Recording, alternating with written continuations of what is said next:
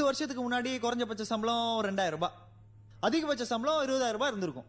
ஆனா இப்போ குறைஞ்சபட்ச சம்பளம் அதே 2000 ரூபாய் தான். ஆனா அதிகபட்ச சம்பளம் 2-3 லட்சத்துல போயிட்டு இருக்கு. இந்த ஊரு 2 லட்சம் ரூபாய் வாங்குறதுக்கு ஏத்த மாதிரி மாறிட்டு இருக்கு சார். இந்த ஊர்ல இருக்கிறவன் மொத்தம் 2 பேர் தான் சார். புரியல?